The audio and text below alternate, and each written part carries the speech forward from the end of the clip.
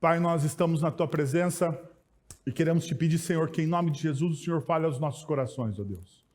Nós precisamos ouvir a Tua boa voz nesta noite, reorientar o nosso coração, os nossos desejos, as nossas vontades diante da Tua palavra, Senhor. Também queremos Te pedir que o Senhor abençoe as nossas crianças neste momento, onde elas vão aprender a Tua palavra na linguagem que elas possam compreender o Teu Evangelho, Deus. E que desde este momento elas possam já se apaixonarem pelo Senhor e pela missão que o Senhor nos confia. É isso que nós oramos, gratos em Jesus. Amém. Meus amigos, como nós temos estudado, e nós hoje vamos chegar na última parte da epístola de 1 Timóteo. Semana que vem, nós vamos entrar em um dos textos mais dramáticos das Sagradas Escrituras, porque semana que vem nós começamos a segunda carta de Paulo a Timóteo. A segunda carta de Paulo a Timóteo, ela tem um valor histórico imprescindível, porque elas são as últimas palavras do apóstolo Paulo enquanto esteve entre nós. As últimas palavras do apóstolo Paulo ao seu discípulo Timóteo. Mas antes da gente entrar nisso, nós precisamos vencer alguns últimos versículos.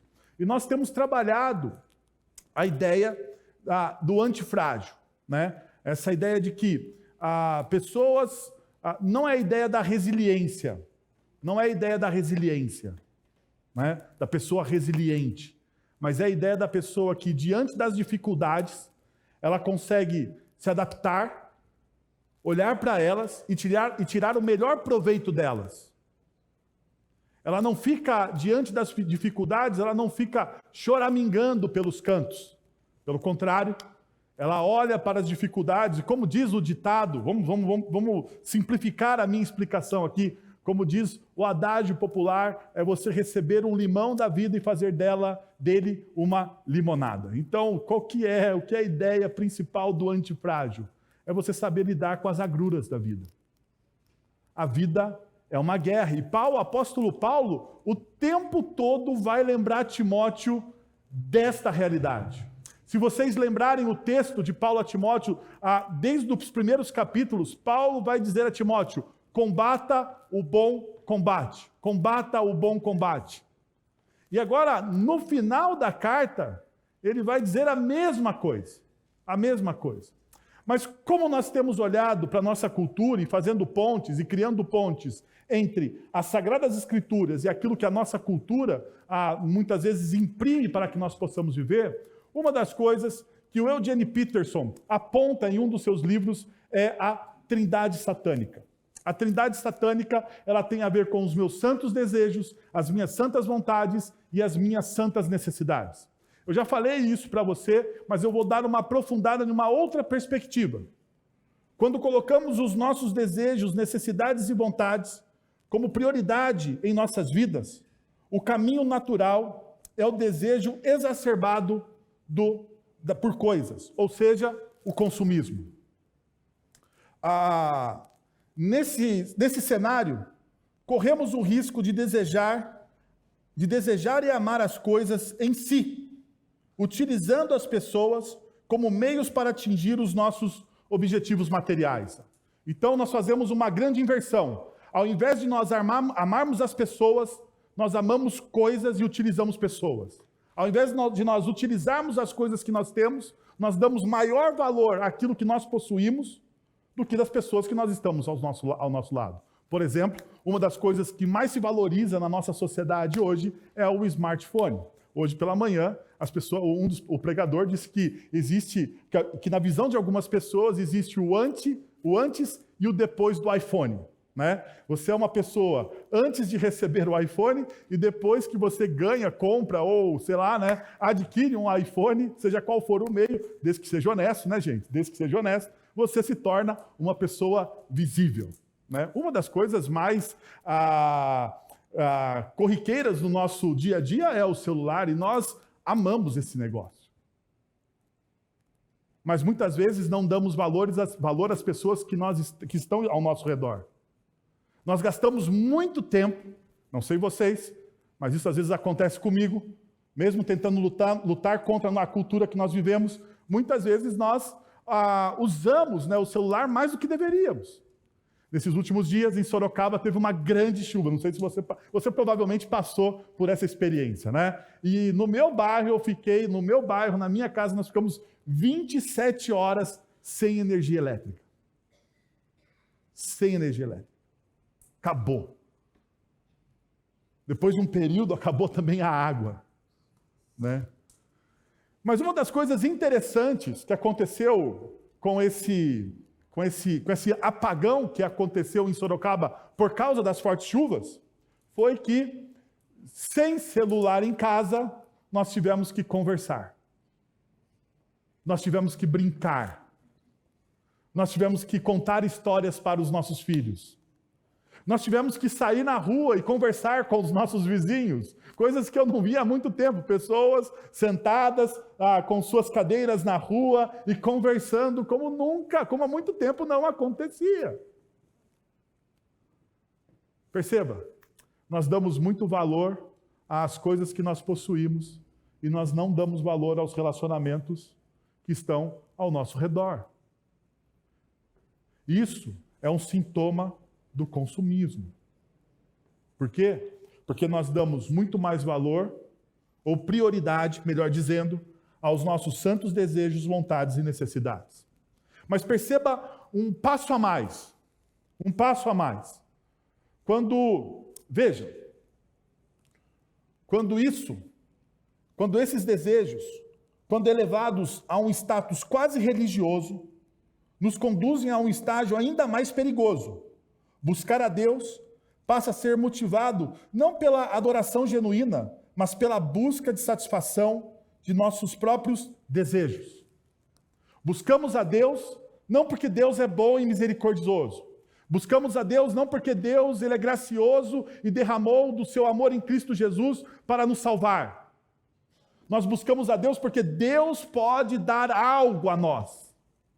Ou Deus pode ser a ferramenta que vai me livrar ou vai amenizar os problemas que os meus ídolos, que os outros deuses da minha vida causaram para mim. Então Deus, ele passa a ser também uma ferramenta para apaziguar os outros deuses a quem eu sirvo. Mais uma vez, podemos incorrer no erro de usar a relação com Deus como meio para alcançar nossos fins últimos, transformando a verdadeira adoração em um instrumento para a realização de nossas vontades pessoais. Isso nos afasta da essência da devoção, que destaca a centralidade de Deus em nossa vida e adoração, acima de qualquer desejo pessoal. Eu gostaria que você, nesse momento, fosse muito honesto com você, não comigo. Eu, de fato, definitivamente, eu não preciso da sua honestidade. Mas você precisa ser verdadeiro com você mesmo. Pergunta: por que você busca Deus?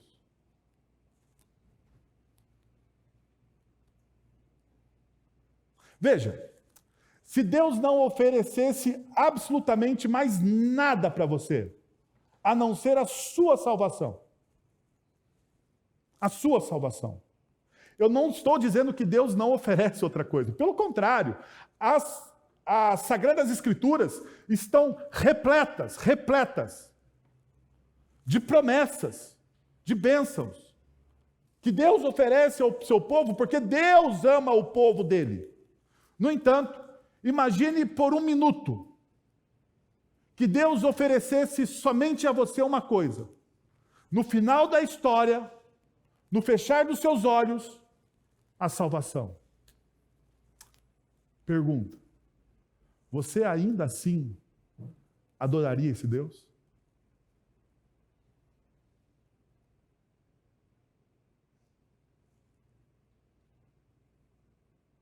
Se você não pudesse orar por libertação, por conversão. Estou indo ao extremo. Tá? Não estou dizendo que isso existe nas Escrituras. Não vai dizer que eu ensinei que isso existe nas Escrituras. É só uma imagem. Só uma imagem. Se Deus oferecesse somente a você a salvação,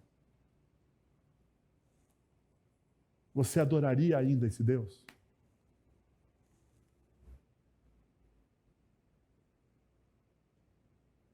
Veja, Deus, por graça e misericórdia, por amor, porque Ele é amoroso e bondoso, Ele nos oferece muitas outras coisas. Muitas outras coisas. Mas qual é a melhor coisa? A coisa mais importante que Deus dá ao seu povo. Que Deus entrega ao seu povo.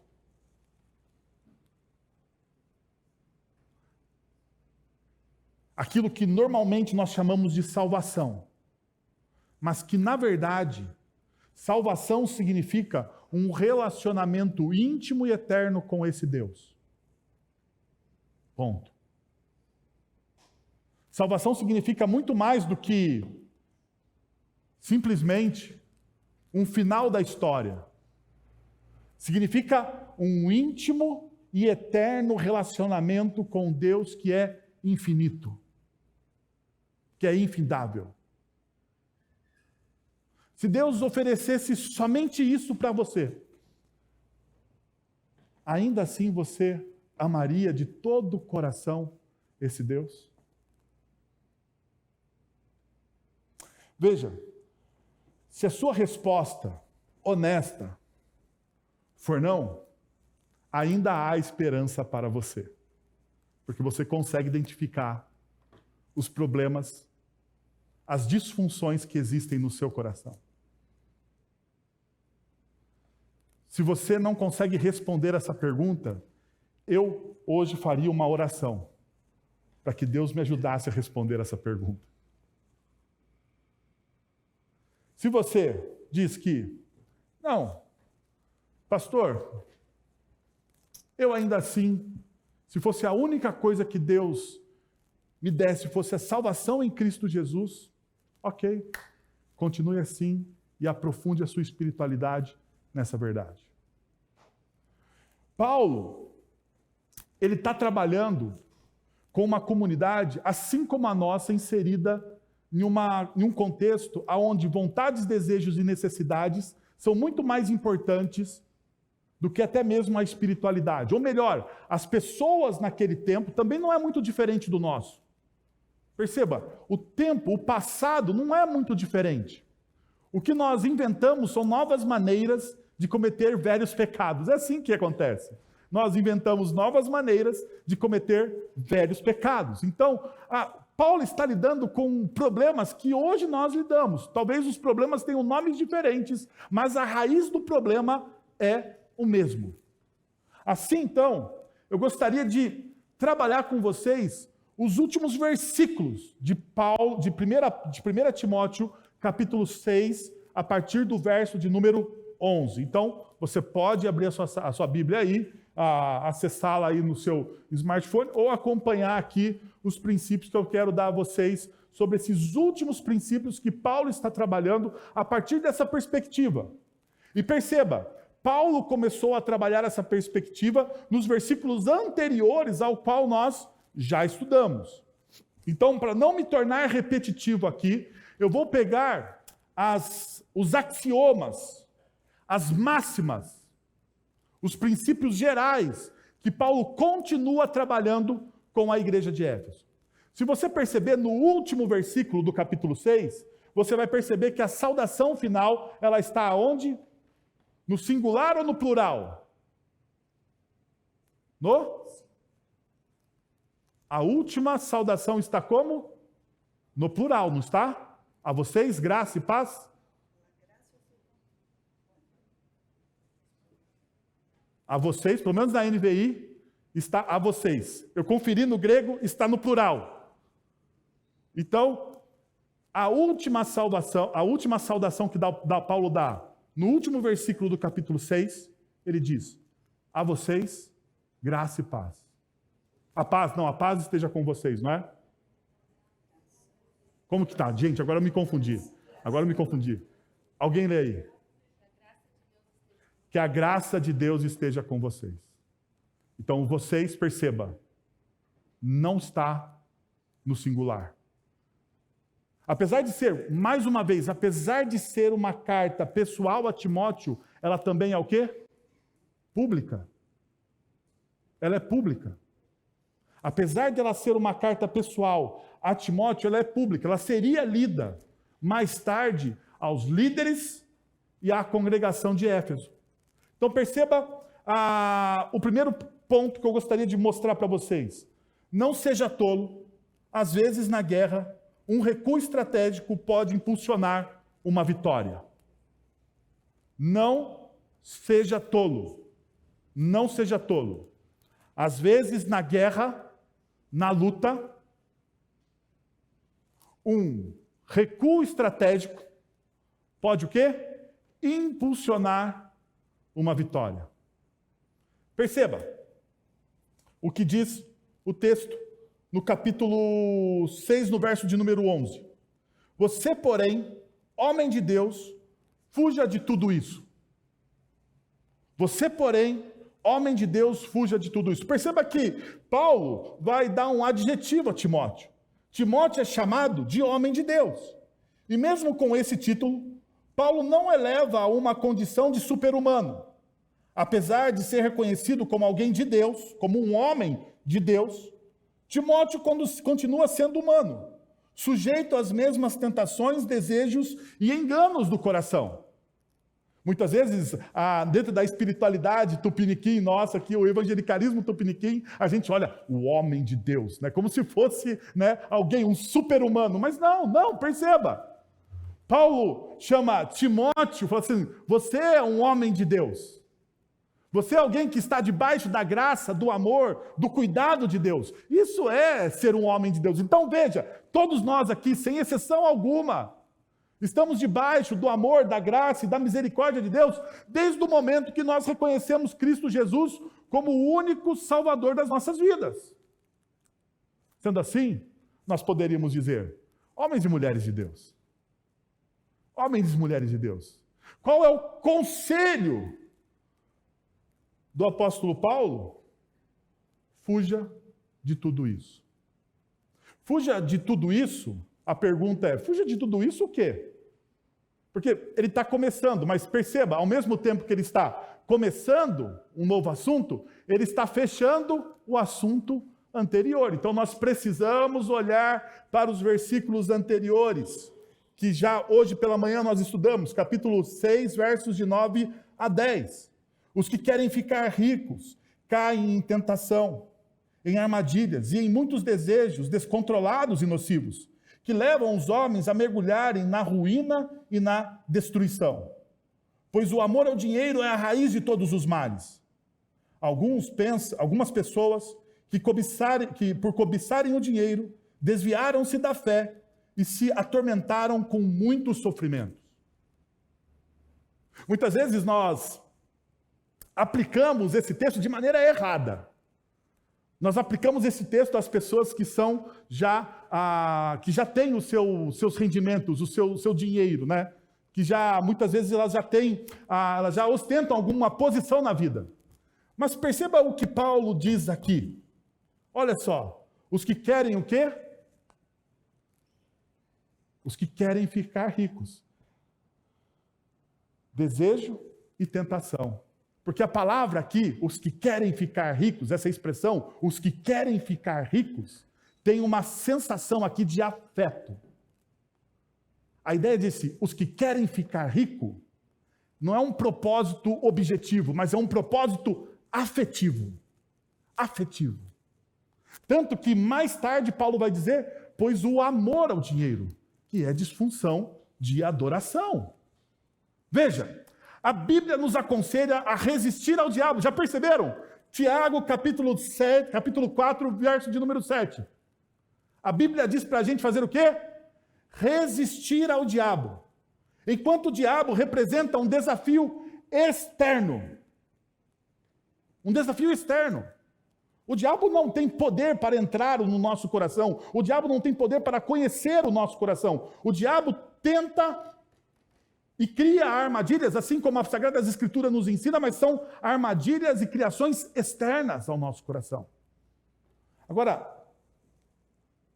fique atento. Enquanto o diabo representa esse desafio externo, nossas tentações se desenrolam no campo interno do coração, na mente, na imaginação, na idealização dos nossos desejos e das nossas vontades. Por esse motivo, não devemos subestimar a gravidade de enfrentar as nossas tentações, pois elas exploram a vulnerabilidade de nossas almas, agindo como fendas em nosso caráter. Quando a Bíblia diz que você deve se submeter a Deus, Tiago capítulo 4, verso 7, sejam submissos a Deus, resistam ao diabo e ele fugirá de vós. Agora, neste momento, diante das tentações do coração, a Bíblia diz para você fazer o quê? Fugir. Você não resiste. Sabe qual é o grande erro que nós cometemos? Tentar resistir às tentações do nosso coração. Quando nós tentamos resistir às tentações do nosso coração, nós caímos. Nós caímos. É como você andar na beira de um precipício e achar que nunca vai dar um passo em falso. Você acha que nunca vai cair. Você flerta com o perigo, porque desafiar a sua tentação é você flertar com o perigo.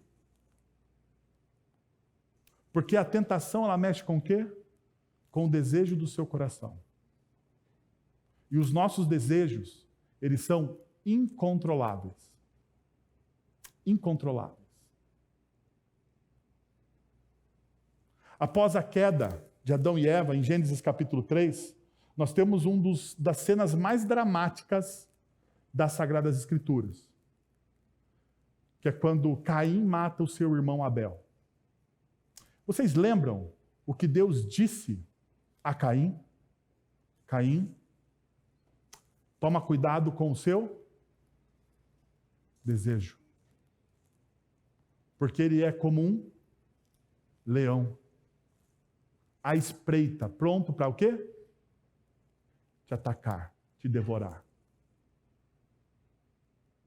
Você fica aí brincando com os seus desejos. Você fica, às vezes, andando na corda bamba, achando que você tem o controle de tudo.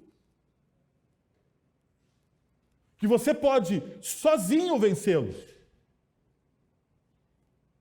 Veja, quando Paulo fala sobre isso, quando Paulo fala dos nossos desejos, dessa adoração distorcida, ele, no versículo de número 10, ele diz: pois o amor ao dinheiro é a raiz de todos os males. Amar ao dinheiro é uma distorção da nossa adoração, já que o mandamento de amar a Deus sobre todas as coisas é a instrução central de Jesus. Esse mandamento resume os outros primeiros mandamentos, delineando como deve ser o nosso relacionamento com Deus. Um vínculo sem obstáculos. Não terás outros deuses diante de mim.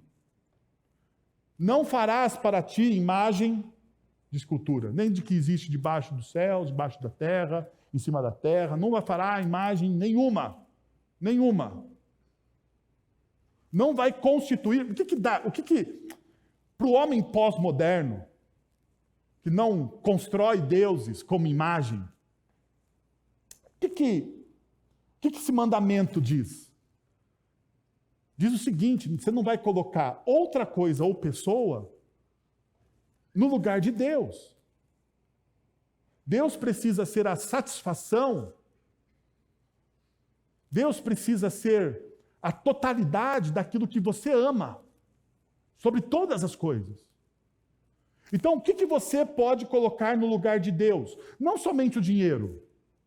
Talvez o dinheiro, o amor ao dinheiro, seja uma das coisas mais fáceis da gente identificar como um ato de idolatria do nosso coração. No entanto, nós podemos, às vezes, colocar os nossos filhos acima de Deus. Nós podemos colocar uma pessoa que nós amamos acima de Deus. Nós podemos colocar a nossa profissão, a nossa vocação. Nós podemos colocar qualquer outro projeto e sonho acima de Deus.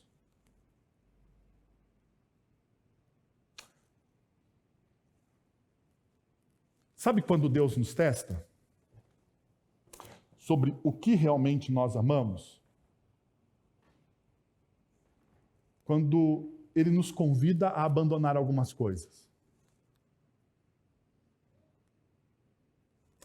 Eu não acredito que Deus nos obrigue a abandonar algumas coisas que nós amamos.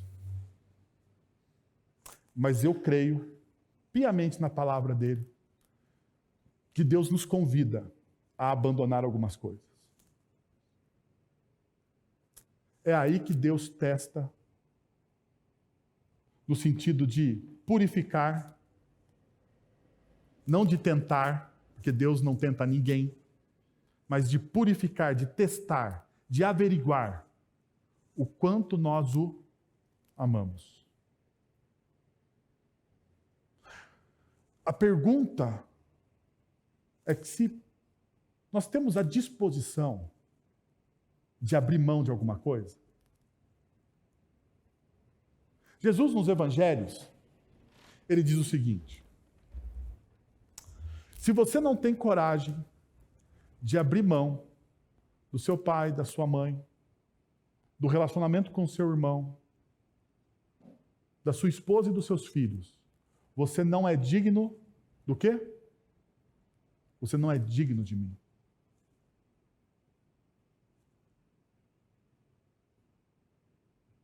Você não é digno de mim.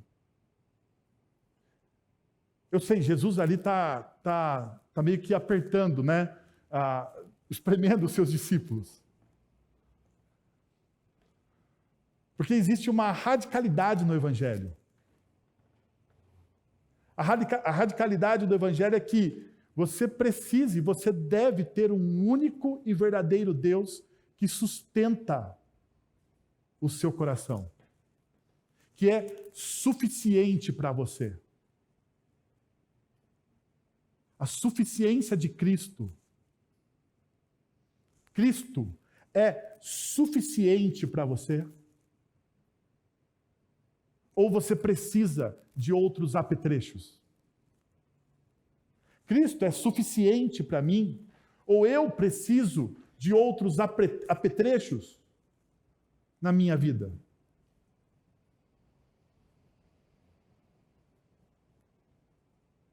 Deus deseja criar esse vínculo esse vínculo sem obstáculos no nosso relacionamento com Ele. Qualquer coisa que nós colocamos como no lugar de Deus se torna uma desordem na nossa adoração.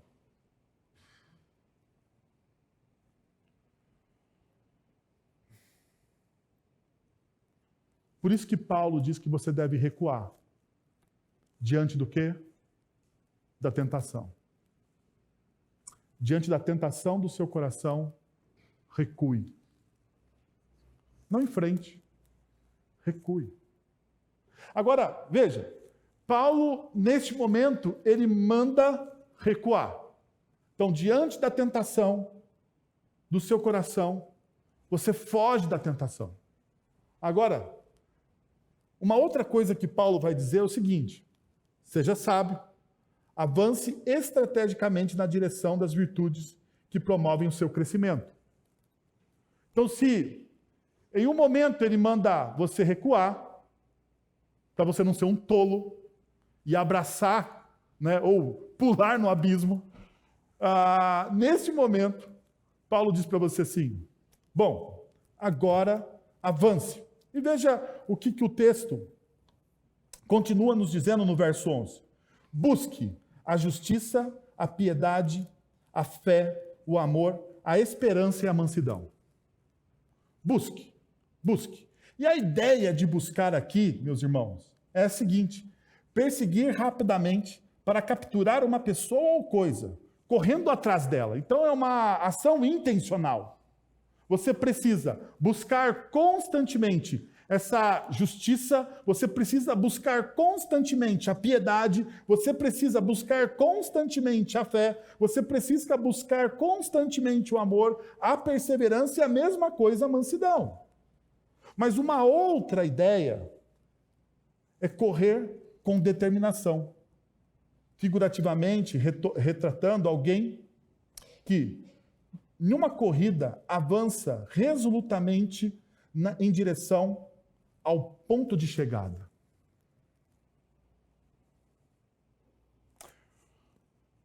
Queria que vocês pensassem comigo uma coisa. Em uma Olimpíada, diante de vários atletas, qual é o atleta que é lembrado?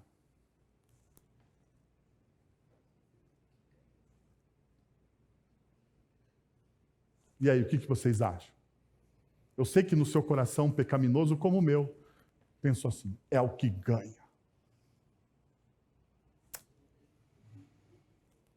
Nem sempre. Olimpíadas de Los Angeles, 1984. Maratona feminina.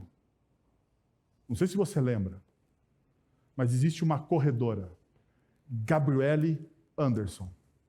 Ela chega em 37º, mas ela revolucionou o esporte.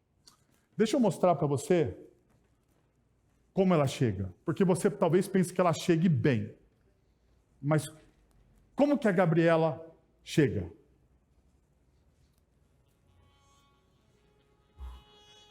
Ixi, calma aí. Saiu o vídeo ali?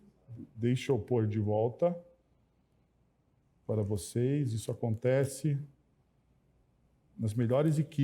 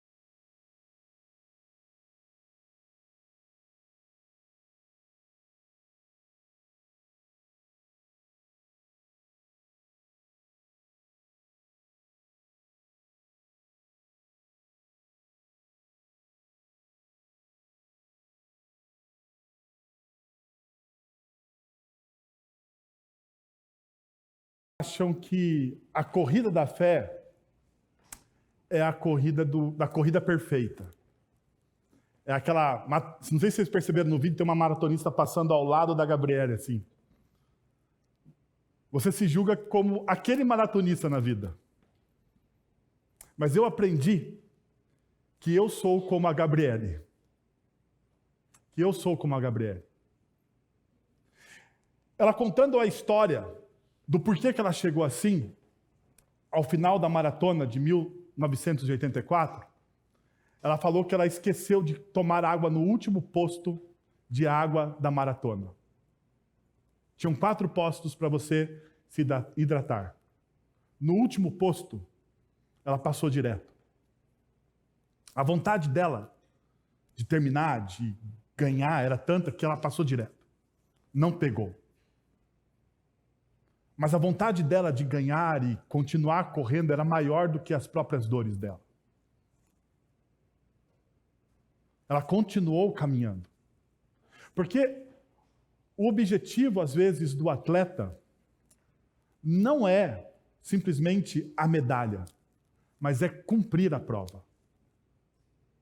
A gente acha que a vida de santidade é ganhar o primeiro lugar, é ser a pessoa mais santa, é ser aquele cara que mais ora, é ser a pessoa...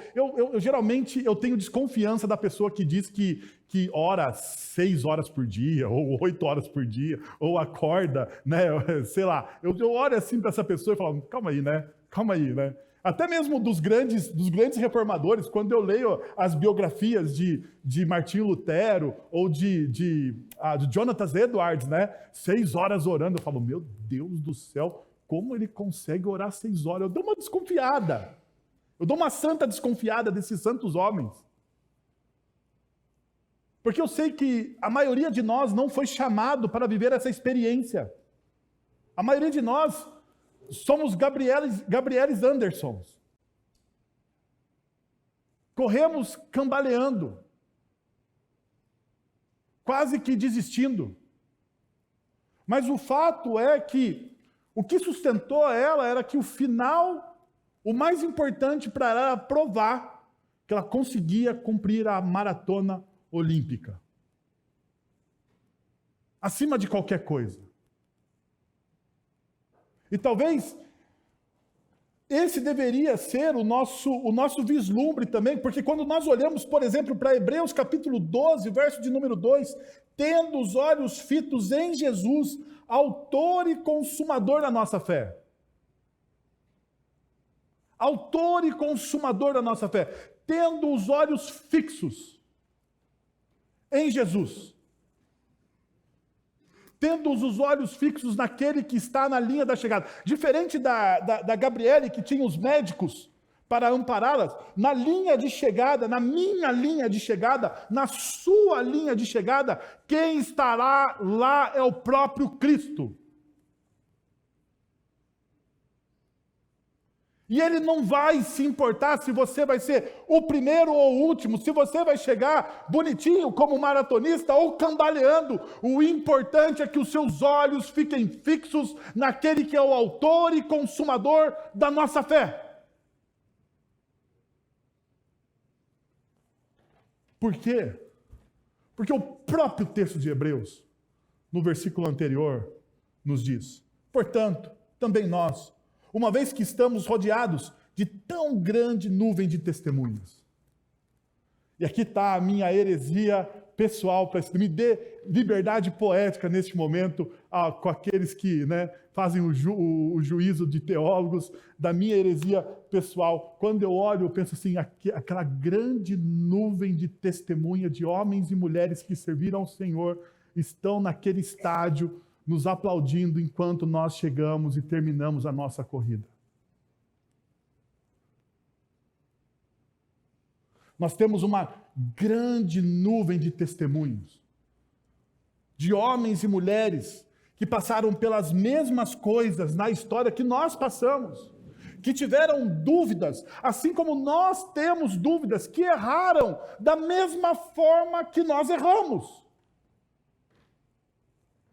Sabe por que eu gosto das Sagradas Escrituras? Porque as Sagradas Escrituras não criam personagens irreais. Perceba, Abraão. Abraão duvidou da bondade de Deus? Duvidou do cuidado de Deus? Duvidou. Duvidou, tanto duvidou que entregou a sua mulher de medo de morrer, porque Sarai era muito bonita. E ele entrega a mulher dele a outro homem. Por quê? Porque ele duvidou do cuidado e da bondade de Deus. Moisés duvidou do cuidado e da bondade de Deus? Duvidou. Tanto duvidou que ele não entrou aonde? Na terra prometida. Agora pega o nosso bom moço das Sagradas Escrituras. Davi. O bom moço que não deveria ser o bom moço das Sagradas Escrituras. Não deveria. Porque perceba, Davi não constrói o templo por quê? Violência demasiada nas suas mãos. Ele fez mais do que deveria. Ele passou dos limites daquilo que Deus pediu para ele fazer. O bom moço Davi,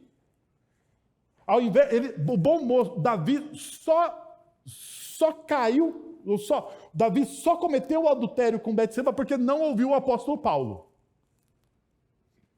Ou porque ele não tinha o apóstolo Paulo naquele momento. Davi, fuja das tentações. Não fica no terraço do palácio espionando a mulher dos outros. Perceba, a Bíblia ela não maqueia os seus heróis. Mas veja, essas pessoas que são essa grande nuvem de testemunho. Daí ele diz, o texto de Hebreus, livremos de tudo que nos atrapalha e do pecado que nos envolve e corramos o quê? Com perseverança a corrida que nos é proposta. Veja, a corrida que Deus propôs para mim é diferente da corrida que Deus propôs a você. Tem pessoas, deixa eu voltar aqui aos grandes homens da fé, Jonathan Edwards, Martim Lutero. Acabamos de comemorar a Reforma. Martim Lutero, John Calvino, John Knox. O presbiteriano gosta de John Knox, né? Senhor, me dê a Escócia, senão a morte. Né? A gente vibra com isso, né? Mas perceba uma coisa. A cada um desses homens, Deus propôs uma corrida. O que fez a diferença na vida desses homens foi a fidelidade com que eles correram a corrida que era proposta a eles. Sabe o que vai fazer diferença na sua vida? É você correr com fidelidade a corrida que foi proposta, que Deus propôs a você. Basta isso, meu irmão e minha irmã. Basta você correr com fidelidade a corrida que lhe foi proposta. E assim, a gente entra aqui no meu último ponto. Veja o que o texto diz. Você já sabe, envolva-se apenas nas batalhas que verdadeiramente importam ou que produzem resultados eternos. O texto de Timóteo vai dizer o seguinte: combata o bom combate, se envolva nas batalhas que realmente importam. Você não deve sair combatendo qualquer combate. Você não deve sair lutando a esmo por aí. Combata o bom combate. Tome posse da vida eterna para a qual você foi chamado e fez uma boa confissão, na presença de muitas testemunhas, diante de Deus, que a tudo dá vida, e de Cristo Jesus, que diante de Pôncio Pilatos fez a boa confissão. E lhe recomendo, guarde este mandamento imaculado e irrepreensível, até a manifestação de nosso Senhor Jesus Cristo. Perceba a primeira coisa que Paulo vai dizer aqui. Tome posse da vida eterna para a qual você foi chamado e fez uma boa confissão na presença de muitas testemunhas. Viva na dimensão do já ainda não. Porque você pode se perguntar, mas como é que eu vou tomar posse de algo que eu já recebi? Paulo está dizendo para Timóteo, você deve viver na perspectiva eterna. O que Paulo está dizendo a Timóteo é, viva com os seus pés plantados na terra, mas com os seus olhos na eternidade. É assim que todo discípulo de Jesus deveria viver. Nós vivemos com os nossos pés plantados aqui na terra, mas com o nosso olhar voltado para a eternidade. Ou seja, nós experimentamos da eternidade, porque o reino de Deus ele já chegou até nós na pessoa de Jesus. O reino de Deus já está entre nós na pessoa de Jesus. O reino de Deus já foi aproximado de nós. Então, por isso que em alguns momentos da nossa história, parece que o céu se abre e a eternidade invade esse momento que nós estamos aqui presente. Seja em um culto, seja na sua adoração pessoal, de vez em quando você sente que você está onde? Na eternidade. Parece que Deus te visitou, que Deus te tocou. Deus te visita e às vezes, quando Deus nos visita, neste momento, Ele opera os milagres que Ele opera na soberania dEle, porque não somos nós que controlamos isso. É Ele, na sua soberania, no seu amor e na sua graça, que cede. Mas qual é a expectativa que deve estar no meu e no seu coração? A expectativa que deve estar no meu e no seu coração é que nós já vivemos a realidade, só que ainda não completa. Uma segunda realidade que Paulo nos diz para viver é que o texto diz: diante de Deus, que é tudo dá vida. A melhor palavra para dar vida aqui, seria gerar. Então, o que diz o texto? Qual que é o princípio? Não tenha medo, pois o Criador, Deus, de todas as possibilidades, está ao seu lado. Não tenha medo, pois Deus, o Criador de todas as possibilidades, Ele está onde? Ao seu lado. Aquele que gera a vida, sabe o que significa aquele que gera a vida? Aquele que gera a vida, ele gera a vida a partir do nada. É essa a ideia. Aonde não existe possibilidades, o nosso Deus, é o Deus que tira das impossibilidades possibilidades. Então Paulo está dizendo assim para Timóteo: Timóteo, não tenha medo. Não tenha medo. Perceba, você vai lutar alguns combates, você vai ser desafiado na sua vida, mas você não precisa ter medo. Você vai lutar alguns combates, você vai ser desafiado na sua vida, mas viva com a perspectiva eterna da vida. E ele dá mais um princípio antes de falar do combate. Ele diz o seguinte: Cristo Jesus, que diante de Pôncio Pilatos fez uma confissão, e eu lhe recomendo, guarde este mandamento imaculado e inacessível e irrepreensível até a manifestação de nosso Senhor Jesus Cristo. Ou seja, o texto nos diz: não comprometa seus princípios e valores ou sua identidade. Permaneça fiel a quem você é. Não comprometa. Não comprometa diante das lutas, das dificuldades, dos desafios, dos combates que nós vamos travar nas nossas vidas. Você precisa ter essas 3 atitudes. 3 atitudes. Você precisa ter a perspectiva de que o reino de Deus já está próximo de você. Você precisa ter a consciência de que o Deus Criador está com você, ou seja, aquele que gera vida, aquele que gera possibilidades diante da impossibilidade, ele está com você. E compreenda uma coisa, não comprometa. Não comprometa seus princípios, seus valores e a sua identidade. Permaneça fiel a quem você é, porque foi isso que Jesus fez diante de quem? De Pôncio Pilatos. Foi isso que Jesus fez.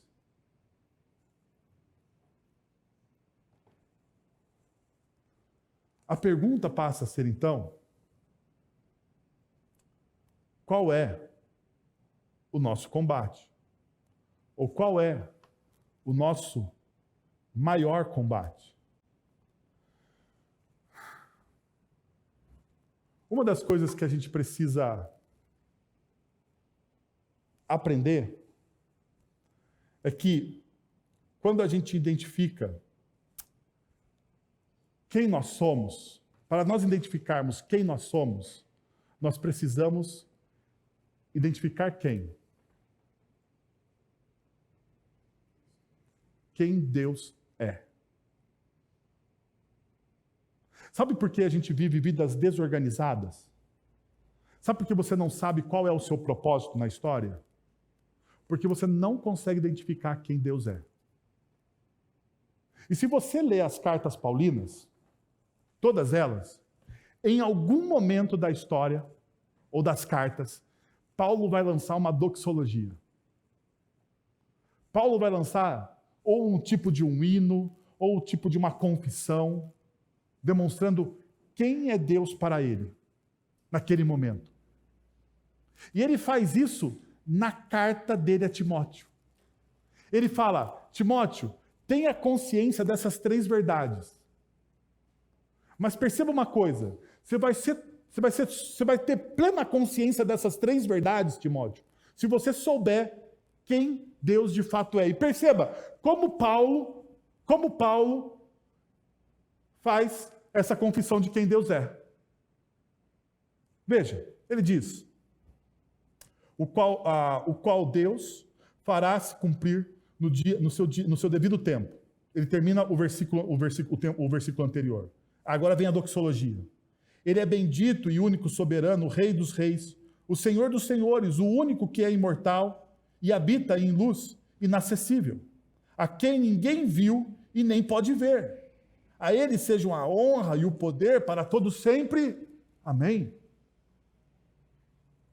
Paulo está respondendo. Por que eu posso ter essa visão da eternidade? Porque eu sei exatamente quem Deus é. Há um tempo atrás eu conversei com vocês aqui, eu falei para vocês, vocês precisam criar definições bíblicas, sustentadas biblicamente a respeito da espiritualidade cristã. Perceba como isso é poderoso. Em um momento de dificuldade, de luta,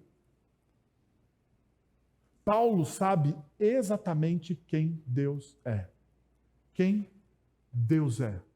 Ele é bendito e único soberano. Eu não preciso ter medo. Eu sirvo a quem? Ao Rei dos reis e ao Senhor dos senhores.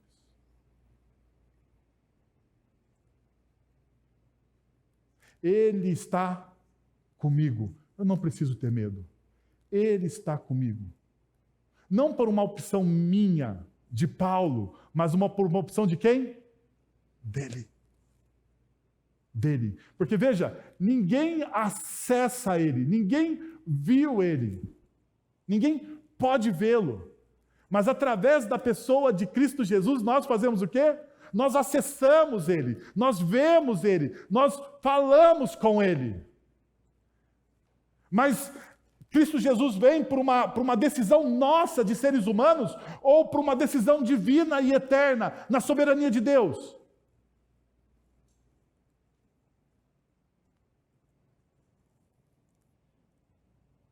Perceba, essa é uma ideia que permeia toda a teologia cristã, tanto que Agostinho vai dizer o seguinte: tu nos fizeste para ti e o nosso coração só descansa até encontrar descanso em ti.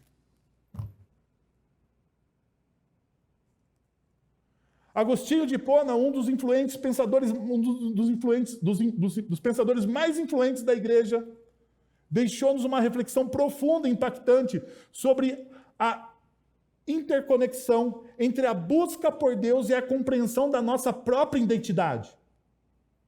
A sua célebre frase, Tu nos fizeste para ti, e o nosso coração não descansa até encontrar descanso em ti. Destaca a ligação intrínseca entre a nossa jornada em direção a Deus e a realização interna do que nós ansiamos. Agostinho nos convida a refletir sobre o fato de que não somente ao conhecermos a divindade, podemos verdadeiramente compreender quem nós somos e encontrar verdadeiro satisfação nisso. Esse é o convite que Paulo está fazendo a Timóteo. Timóteo, você precisa experimentar dessas verdades para depois combater o bom combate. Então a pergunta é: qual é o bom combate? O bom combate, ele se revela nos últimos versículos da primeira carta de Paulo a Timóteo, quando ele diz o seguinte: ordene aos que são ricos não no presente mundo, que não sejam arrogantes, nem ponham sua esperança na incerteza da riqueza, mas em Deus, que de tudo nos provê ricamente, para a nossa satisfação. Ordene-lhes que pratiquem o bem, sejam ricos em boas obras, generosos e prontos a repartir. Dessa forma, eles acumularão um tesouro para si mesmos, um firme fundamento para a era que há de vir, e assim alcançarão a verdadeira vida. Timóteo, guarde o que lhe foi confiado, evite as conversas inúteis e profanas e as ideias contraditórias do que é falsamente chamado conhecimento. Professando, alguns desviaram-se da fé. A graça seja com vocês. Perceba, Paulo, ele dá um imperativo: ordene.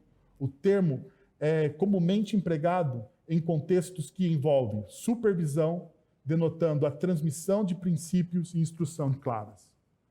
Sabe o que Paulo está dizendo? E eu não vou me estender na lista grande que tem aqui, porque é praticamente a mesma lista do Sermão da Manhã. Então, se você quiser se aprofundar sobre essa lista, você faz o quê? Sermão da Manhã, tá bom? Lá no nosso podcast. Mas deixa eu te mostrar uma coisa. Paulo está falando assim: Timóteo, você precisa lutar o bom combate.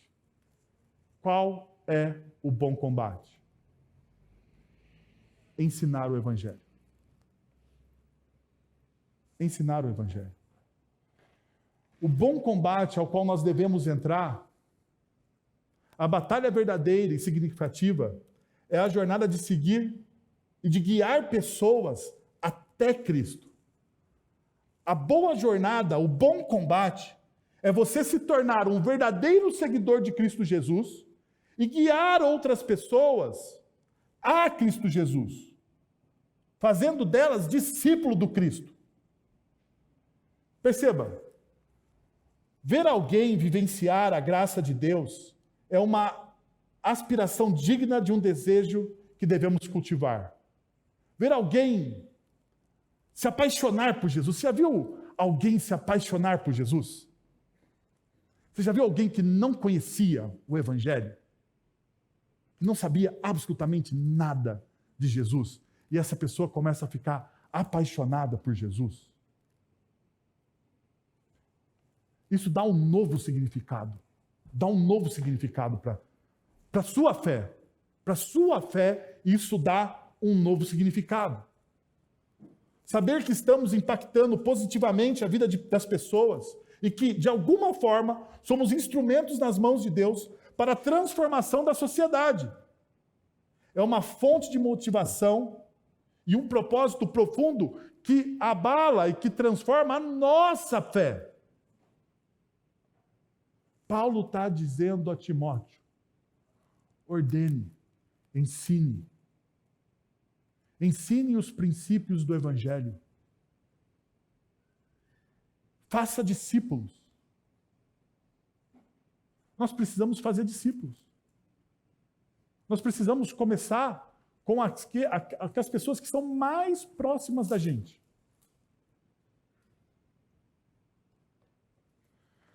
Tem muito pai na nossa igreja que precisa começar a fazer discípulo com seus filhos.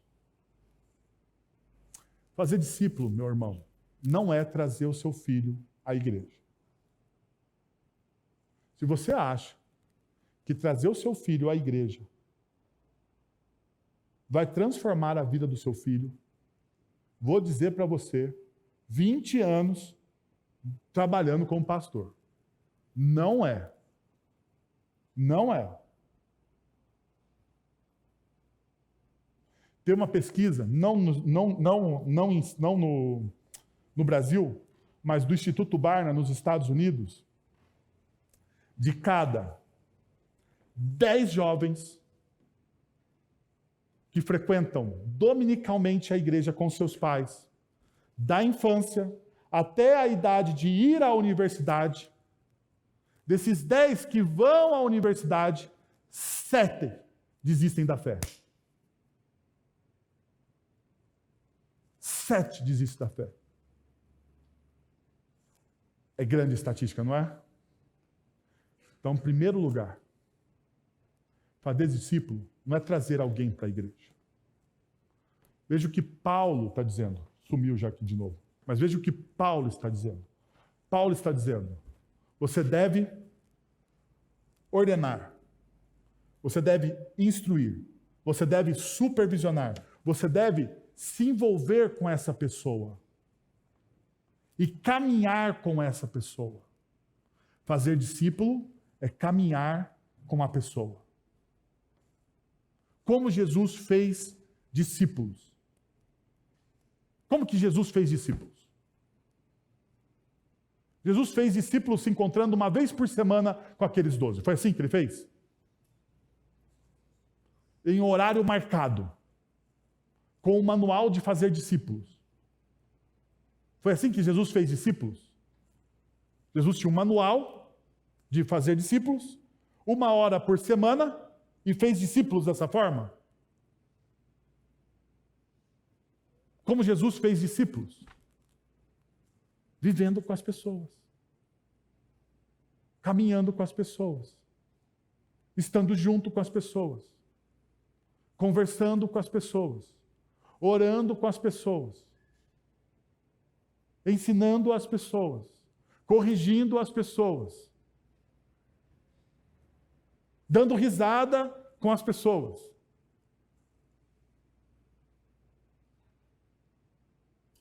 Não era um programa. Fazer discípulo não é um programa, gente. É uma vida. É uma vida.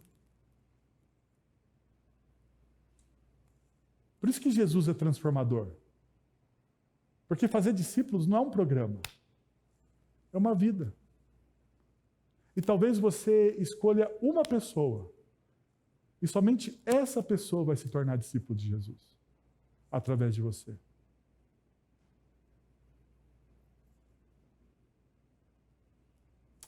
Eu queria convidar você a fechar os seus olhos, a curvar a sua cabeça, a orar ao Senhor neste momento, a pensar em tudo o que nós conversamos. Pai, nós estamos na Tua presença, Senhor. A verdade é que, muitas vezes, ó Deus, o nosso coração é tolo. Nós queremos enfrentar as nossas tentações. Nós não temos, ó Deus, a coragem de reconhecer as nossas fraquezas. Nós não temos a humildade, Senhor, de reconhecer as nossas debilidades.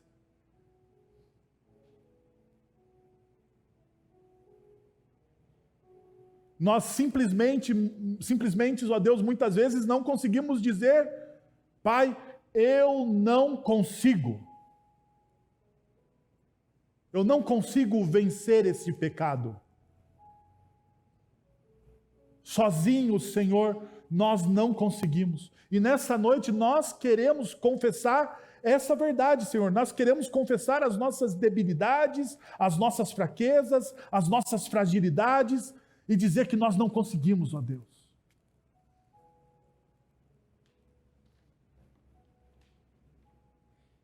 Pai, nos ajuda nisso.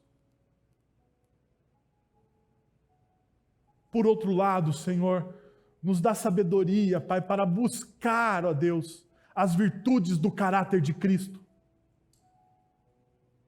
As virtudes do caráter de Cristo, a justiça, a verdade, o amor, a fé, a mansidão, ó Deus, nos dá essa coragem, Deus, de buscar, mesmo que cambaleante, Senhor.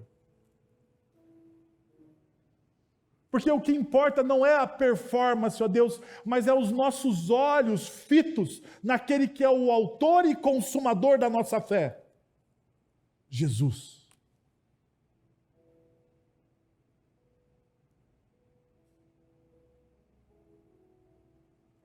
Ó Senhor, nos dá a sabedoria, Pai, para lutar o bom combate. O bom combate, ó Deus, não de discussões tolas e inúteis, que não levam a lugar nenhum. A discussões vazias, teologia, Pai, sem vida. Mas nos ajuda, Senhor, a ensinar o Teu Evangelho com autoridade, Pai. Nos ensina, nos ajuda a, de fato, Deus, a fazermos discípulos. Não através de um manual, Pai, mas através de uma vida, como o Senhor Jesus fez. Foi assim que o Senhor nos ensinou, ó Pai. Então, eu quero te pedir, Senhor, dá coragem a esse grupo de discípulos que hoje se encontram aqui, a viverem o Teu reino, ó Deus, a experimentarem o já, ainda não do Teu reino, a terem a coragem, ó Deus, de olhar para o Senhor e saber exatamente quem o Senhor é. Nos dá essa visão, Senhor. Nos ajuda, Senhor. É o que nós te pedimos, em nome de Jesus. Amém. Senhor, nós queremos te agradecer, Pai, porque sabemos que o Senhor está presente no sacramento, ó Deus, na pessoa de Cristo. Através do Espírito Santo, o Senhor comunica as verdades ao nosso coração, ó Deus. E nós temos certeza de que no Senhor nós somos perdoados, restaurados, transformados, desafiados, Senhor. Senhor, muito obrigado pelo que o Senhor fez nessa noite aqui. Muito obrigado pelo Teu amor e pela Tua graça, Pai. Nós somos gratos.